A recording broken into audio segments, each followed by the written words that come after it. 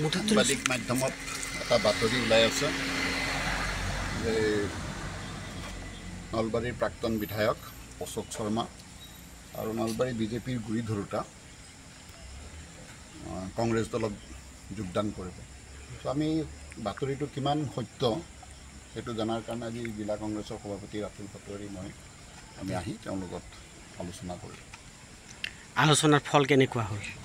আলোচনা মানে কংগ্ৰেছ দল আপোনালোকে জানে ভাৰতবৰ্ষৰ আটাইতকৈ পুৰণি ৰাজনৈতিক দল।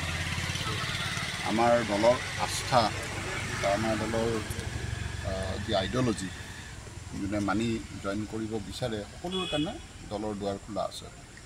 আৰু তেখেতৰ কথাৰ পৰা লাগিল যে তেওঁ স্বইচ্ছাই আমাৰ দল মানে যোগদান কৰিব বিচাৰিছে। চ' আমি তেওঁক নিমন্ত্ৰণ কৰিছোঁ। কেতিয়ালৈকে যোগদান কৰিব? এতিয়ালৈকে এইটো সিদ্ধান্ত হোৱা নাই। আগতে তেওঁৰ নিজৰ যিটো ৰাজনৈতিক দলত আছে তাৰ পৰা তেওঁ যেতিয়া সদস্য পদৰ পৰা ত্যাগ কৰিব তাৰপিছত মোক যোগদান কৰিব। আৰু নলবাৰী যিহেতু আপুনি এগৰাকী সমীকৰণটো নিৰ্বাচনলৈ বহু সময় আছে, নিৰ্বাচনৰ কথা এতিয়া ভবা নাই। নিৰ্বাচন জিকিবলৈ হ'লে ৰাইজৰ সঁহাৰি লাগিব। মই ভাবোঁ যিহেতুকে অশোক শৰ্মা নলবাৰীৰ বিজেপি দলৰ এজন গুৰি ধৰোঁতা আছিলে, বহু বছৰ তেওঁ সংগঠনৰ লগত জড়িত আছে। হয়তো তেওঁ যেতিয়া কংগ্ৰেছ দললৈ আহিব তেওঁৰ যি ফলোৱাৰ আছে সেয়া কংগ্ৰেছতো আহিব। আৰু তাৰোপৰি এইটো এটা মানে এটা যদি তেওঁ আমাৰ কংগ্ৰেছ দল যোগদান কৰে যে যিটো বিজেপিয়ে শ্লোগান দিছিলে এটা সময়ত কংগ্ৰেছ মুক্ত ভাৰত মানে হ'ব, তাৰে ওলোটা পৰিৱৰ্তন যে এতিয়া বিজেপিৰ পৰাও অশোক শৰ্মাৰ নিচিনা প্ৰায় 3 দশক কাল লাগি থকা ব্যক্তি যোনে RSSৰ পৰা আহি বিজেপিত মানে আছিলে, সংগঠনত আছিলে, সেনেকুৱা ব্যক্তিও কংগ্ৰেছলৈ আহিব ধৰে। গোটেই অসমতে এটা তাৰ প্ৰভাৱ পৰিব। RSSৰ নেতা অশোক শৰ্মা আৰু প্ৰদ্যুৎ বৰা সমীকৰণটো কেনেকুৱা হ'ব?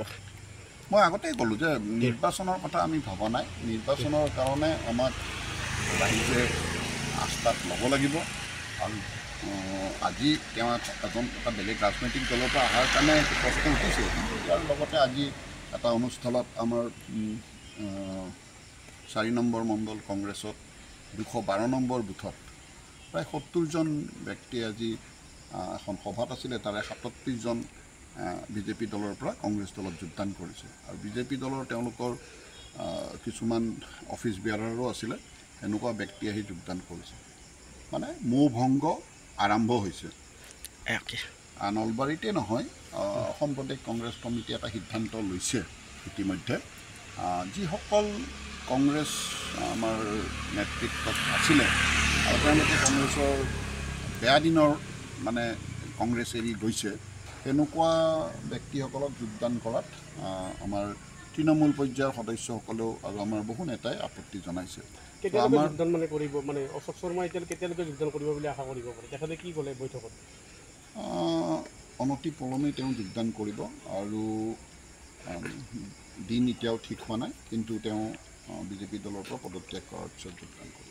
নিশ্চিত কংগ্ৰেছ দলত যোগদান কৰাটো প্ৰায় নিশ্চিত হৈ পৰিছে? প্ৰায় নিশ্চিত। কংগ্ৰেছত যোগদান কৰাৰ পিছত টিকেট পোৱাৰ সম্ভাৱনা কেনেকুৱা? মই বাৰ বাৰ কৈ আছোঁ যে নিৰ্বাচন 2 বছৰ আছে আৰু সেই সময়ত নিৰ্বাচনৰ প্ৰাক মুহূৰ্তত প্ৰাৰ্থীটো আৰু বহুতো হ'ব পাৰে। প্ৰদ্যুৎ ভূঞা প্ৰাক্তন আমি নিৰ্বাচন খেলিছিলোঁ, অশোক শৰ্মা আহিব আৰু বহু লোকেও বিচাৰিব পাৰে। তাৰ মাজত 2জন যোগ্য ব্যক্তি হ'ব, সেইজনকেই দলে যিটো আপোনালোকে ক'লে ইতিমধ্যে যে যেতিয়া কংগ্ৰেছৰ জয় ময়ময় অৱস্থা আছিল, তৰুণ গগৈ ডাঙৰীয়াৰ নেতৃত্বত 15 বছৰত অসমত কংগ্ৰেছে শাসন কৰিছিল, নলবাৰীত 3টাকৈ ছিট জিকিছিলে। সেই সময়ত অশোক শৰ্মা ডাঙৰীয়াৰ নেতৃত্বত এটা ভাড়া ঘৰৰ অতি সৰু এটা কোঠাত বিজেপিৰ পতাকাখন আলাই কিনে অশোক শৰ্মা ডাঙৰীয়াই বিজেপিক নেতৃত্ব দিছিল। আজি সেই নেতৃত্ব দিয়া ব্যক্তিজনে নিৰ্বাচন খেলিছিল আৰু তেখেতে নিৰ্বাচনত জিকিছিল। কোনো কাৰণ নোহোৱাকৈ তেখেতৰ টিকটো কাটি দিছিল। তেতিয়ালৈকে অশোক শৰ্মা ডাঙৰীয়াৰ আপত্তি আমি দেখা নাছিলোঁ।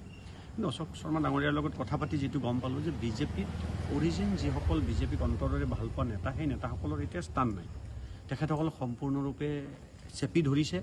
তেখেতসকলে আচলতে যদি ক'ব যায় মানে হাৰ্ট পেচেণ্ট বনাই দিছে, মানে দলৰ ভিতৰত অকল অশোক শৰ্মা ডাঙৰীয়া বুলি নহয়, গোটেই অসমত এই এটা পৰিৱেশ সৃষ্টি হৈছে, যিটো পৰিৱেশৰ বিৰুদ্ধে আজি হয়তো বহু ৰাজনৈতিক নেতাই সঁচা অৰ্থত বিজেপিক ভাল পোৱা ৰাজনৈতিক নেতাই এনেকুৱা সিদ্ধান্ত গ্ৰহণ কৰিব। আৰু অশোক শৰ্মা ডাঙৰীয়াৰ দৰে এজন ভাল বিজ্ঞ ৰাজনীতিবিদ, যোনে বহুদিন ধৰি সংগঠনৰ কাম কৰিছে, নলবাৰী সদৰ সমষ্টিৰ বিধায়কৰ পদ অলংকৃত কৰিছে, তেখেতে যদি আমাৰ দলীয় মঞ্চত আহি আমাৰ দলক সেৱা আগবঢ়ায়, তেনেহ'লে নিশ্চয় আদৰণীয় পদক্ষেপ হ'ব। আৰু সেইকাৰণে আমি তেখেতৰ বাতৰিটো পাই থাকোঁ। আৰু আজি আমি প্ৰদ্যুৎ বিহাৰী ডাঙৰীয়া আৰু মই এই কথাখিনি পাতিবলৈ আহিছিলোঁ। আজিৰ বৈঠকত কিবা নিশ্চয় সিদ্ধান্ত হৈছে এই ক্ষেত্ৰত? সিদ্ধান্ত ইতিমধ্যে প্ৰদ্যুৎ বিহাৰী ডাঙৰীয়াই কৈছে যে দলীয় এটা নিয়ম থাকে, তেখেতে এটা দলত আছে, সেই দলৰ পৰা নিশ্চয় তেখেতে অব্যাহতি ল'ব প্ৰথম, তাৰপিছত যোগদানৰ কথা আহিব। আৰু আমাৰ যিমান দূৰ লাগে অশোক শৰ্মা ডাঙৰীয়া যোগদান নিশ্চিত। আৰু কংগ্ৰেছ দলে এটা সিদ্ধান্ত গ্ৰহণ কৰিছে যে জিলা পৰ্যায়ৰ পৰা এটা পৰ্যালোচনাৰ পিছতহে যোগদান হ'ব। আৰু আমি নলবাৰী জিলা কংগ্ৰেছৰ তৰফৰ পৰা এটা ক্লিয়াৰেঞ্চ দিছোঁ যে অশোক শৰ্মাক আমি স্বাগতম জনাইছোঁ। বিজেপি দল এৰিলে আমি আমাৰ দলত আহিব খুজিলে আমি তেখেতক দলত অন্তৰ্ভুক্ত কৰাম, একেলগ হৈ দলৰ সংগঠনৰ কাম কৰিম।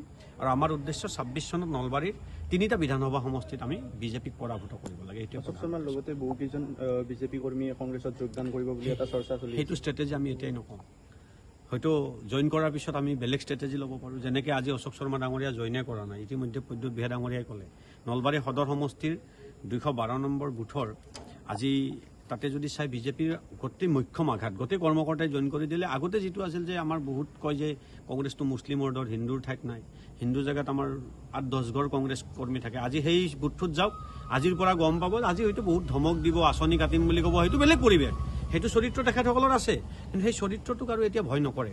আজি সেই বুথটোত যদি যায় 90 আমাৰ 90, এই পৰিৱৰ্তন আৰম্ভ হ'ল। আৰু আমি বুথে বুথে যোগদান কৰোঁ, আমি বুথে বুথে আজি অশোক শৰ্মা ডাঙৰীয়াৰ তেখেতৰ টীমৰ মানুহ হওক, প্ৰদ্যুৎ বিহাৰী ডাঙৰীয়াক ভাল পাই হওক, কংগ্ৰেছ দলৰ আইডিঅলজি ভাল পাই হওক, আমি বিজেপিৰ ওপৰত যিসকলে অসন্তুষ্ট সেই গোটেই অসন্তুষ্টসকলক ল'ব খোজোঁ আৰু আমাৰ নলবাৰীখনক আমি আগুৱাই নিব খোজোঁ। আৰু বিশেষকৈ আজি মেডিকেল কলেজখনৰ কথাটোত আমি বহুত লাগিছিলোঁ, আমাৰ চিভিলখনৰ সেই কথাটোত মুখ্যম আঘাত এটা দি থ'লে। আজি না মেডিকেল কলেজত কিবা সুবিধা আছে, না এইখন মেডিকেলৰ কিবা ব্যৱস্থা আছে।